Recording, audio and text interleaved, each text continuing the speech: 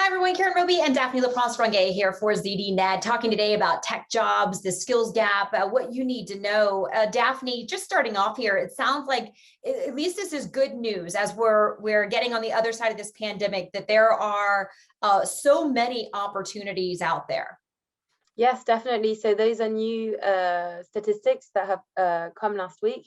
They're fresh new statistics coming from job search engines, and they're showing that in effect the number of jobs in the tech sector and IT industries are reaching new record levels. So for example, in the UK, in the last few months, on average, on any average week, there were 100,000 jobs in the tech sector that were live, that were open. It reached a record of 132,000 open jobs in May. And to give you a bit of a comparison, if we look at the numbers in last June, so at the heart of the pandemic, we were looking at 44,000 jobs in the tech and IT sectors. So obviously, much better numbers, but not only much better numbers in comparison to pandemic year, it's also new record numbers, as I said. So the last time the number of vacancies were that high were in 2016. In a very straightforward way, this is directly linked to the fact that the UK tech sector is thriving. If we look at the VC investments in the tech sector over the past year, in 2020, VC investment reached £11.6 billion. And now, only 6 months into 2021, VC investments have already reached £11 billion.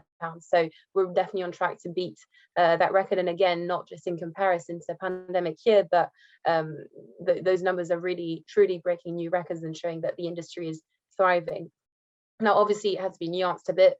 The pandemic did happen, and there are very real effects, very tangible effects on a lot of companies, and not all tech and IT companies have survived or are surviving. A lot of them are struggling, and that obviously means also a degree of loss in the number of jobs and a degree of unemployment.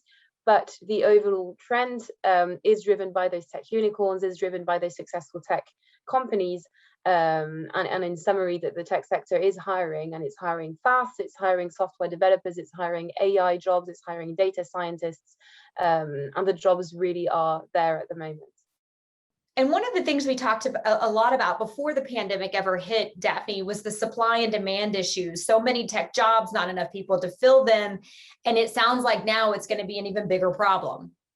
Yes, that's very much the other side of the coin, if that makes sense. There is a shortage of talent. Employers are reporting widely that they can't hire enough candidates to fill their vacancies. In the AI sector, for example, it's 7 in 10 companies, or rather business leaders, who are reporting that they couldn't fill at least one vacancy in the last 2 years. And business leaders are saying that this is the top concern. It's not just one of their concerns, it's often their top concern. So once they've raised an early series of funding, for example, and they need to double, triple their workforce, they are faced with a very real problem of not having enough candidates, not being able to find the right talent, or the candidates being there not having the right technical skills. You could think that remote working is bringing some solutions to this, and it is actually. Obviously, the rise of remote working means that business leaders and employers can now take from a pool of talent that is geographically expanded, that is across the whole country, across the whole world even. So it's expanding the pool of talent, but it's also a double-edged sword. So for example, if you're a tech company hiring in the north of England, suddenly your local developers will also have the option of being hired by a firm that is based in London and that is offering a higher salary. So it does mean that the pool of talent, the pipeline of talent is expanded, but it also means more competition for those jobs. So it's a double-edged sword there that brings some solutions, but definitely doesn't solve the whole problem currently facing the tech industry. All right, Daphne, and what about upskilling? Making sure the training is there so that we can get more people in to fill these positions.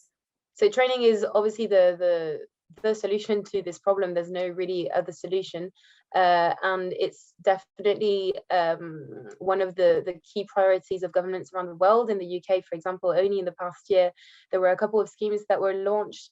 One is called the Lifetime Skills Guarantee, that lets adults that don't have an A-level qualification take a course in sectors like computer science, for example, Another one is the skills toolkit that was meant to encourage adults who are staying at home to take, again, courses in various different digital with various different digital topics, ranging from using your email to understanding how to market a brand on social media, for example.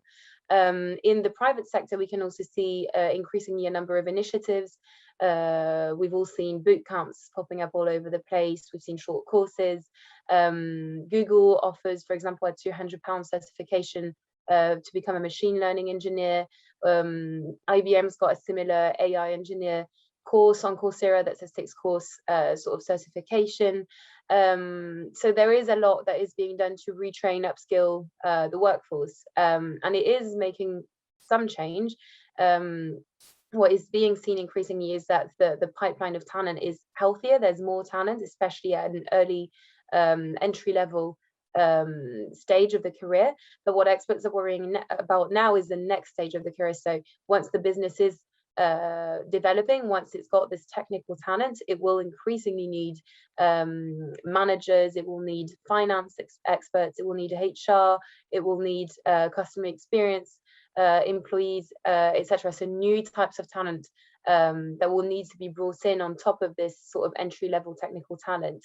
So that's also something that businesses will increasingly have to be thinking about, and potentially they will have to be thinking about bringing in talent from non-technical backgrounds into the tech world in order to make sure that they have enough candidates, they have enough talent to meet their needs really going forward. All right, Daphne, thank you so much. For much more on the tech jobs market, what you need to know, make sure you stick with ZDNet. Thanks for watching.